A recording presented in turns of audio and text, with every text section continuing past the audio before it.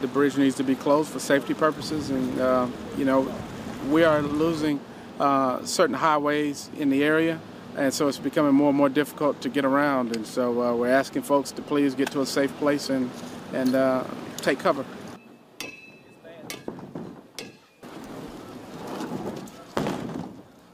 National Weather Center has said that it should crest at about 62 feet, and so we're anticipating that activity to take place early in the morning, and we don't know really what the impacts will be just yet. And so we're hopeful that the people who we asked to evacuate have taken cover on higher ground.